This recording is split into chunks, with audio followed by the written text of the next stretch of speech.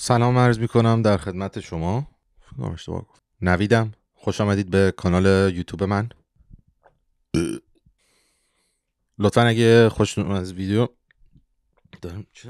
دارم نشخوار میکنم لطفا اگه خوشتون اومد اگه از ویدیو خوشتون اومد لایکو بزنین، بعد بسابین که من بتونم پول در بیارم. وضعیت خرابه، دستون در نکنه. ما امروز آمده ام که برایتان داستان شب بگم. داستان ولوداهه از شاعر داستانگو ولوداهه. آی بچه‌ها براتون قصه میگم، قصه میو میو که مثل حال گربه هاست ولی که اون گربه نیست، راه کنه. اینی که میبینین الان getrandomthings.com Persian words random Persian words generator. بعد میای پایین اینها رو میبینی 6 تا، ما میگیم 6 تا، با 6 تا میریم جلو، جنریت رو میزنیم و اینا اومد. ببینیم کلمه هامون چیه. معامله، یافت، سفید، نام و نام، نیم، چشم، ایستاده بود. خب اینا رو بنویسم که باتری هروم هدر نره. خب یکی بود یکی نبود، زیر گنبد کبود چند نفری بود که با هم داشتن حرف زده بود. وقتی حرف زده بود ایستاده بود، داشتن حرف می زدن دیگه، با هم ایستاده بود. بعد این یکیشون به نام و نام جواد جوجه به بقیهشون داشت میگفت بچه ها من یکی رو میشناسم، خب که داره میخواد بیاد از تریتوری ما، یعنی توی جایی که ما هستیم سفید بفروشه. خب سفیدم که همه میدونن یعنی چی دیگه. بعد جواد جوجه میگفت آقا گوش بدین، همتون زیر این گنبد کبوده واسطه بودن. خب گفت بچه‌ها گوش بدین، یکی هست یکی نه هست. زیر گنبد کبود من دارم باهاتون حرف میزنم. یکی هست میخواد بیاد اینجا تو تریتوری ما. تریتوری چی میشه نمیدونم، توی مجموعه ما، توی جایی که ما هستیم میخواد بیاد سفید بفروشه، کاسبی ما رو به هم بزنه. نمیشه. گفت بچه‌ها بعد این نفر رو یافت. خب یعنی باید پیداش کنیم، یعنی این نفر رو باید پیداش کنیم. اسمشو نمیدونستن. خب واسه همین رفتن دوربر اون شهری که بودن، شهر کوچیکی بود، با پیکانشون بودن. تو پیکان همه نشستن داشتن دور میزدن و اینجور چیزا، نگاه کنن ببینن کی داره سفید میفروشه. کسی به جز ما داره سفید میفروشه؟ فقط ما تو این شهر میتونیم سفید بفروشیم.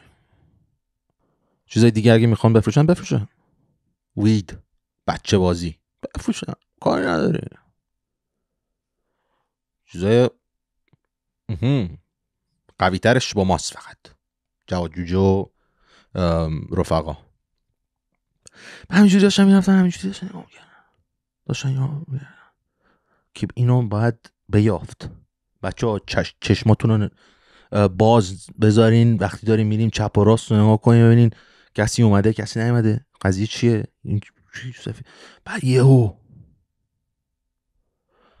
بعد یهو اکبر سیبیلی که کنار جواد جوجه نشسته بود گفت جواد واسا. بعد جواد ترمزو گرفت، پیکان قدیمی بود، واسا. گفت جواد سمت راست نگاه کن، یک دختره داره سفید معامله میکنه با یکی دیگه. بعد جواد جوجه گفت دختره؟ یعنی دختره این کسی که داره میخواد بیاد سفید بفروشه تو جای ما؟ به همه پیاده شدن رفتن طرف دختره اصلا هیچی نگفت.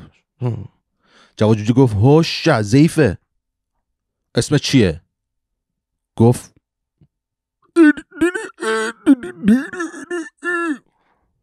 جوجه گفت what the fuck was that؟ شو؟ آره دیگه جوجه خیلی خوشش اومد از این دختر.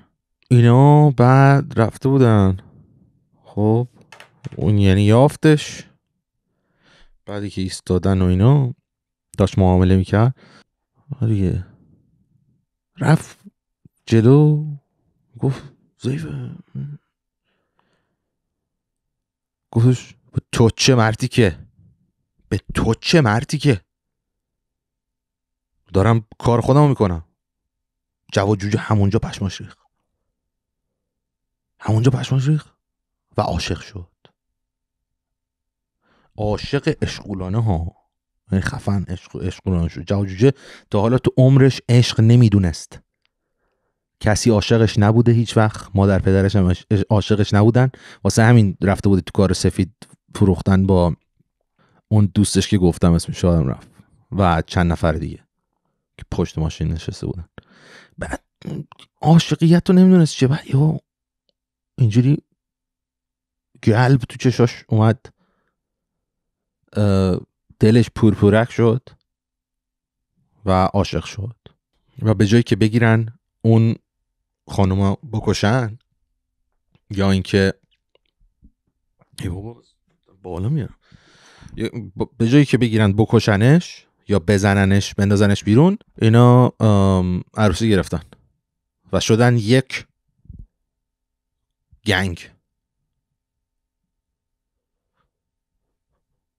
گنگشون هم بالا. این بود داستانی از داستانگو ولبداهه. امیدوارم خوشتون اومده باشه. اگه خوشتون اومده بسابین، اگه خوشتون نیومده گوزم.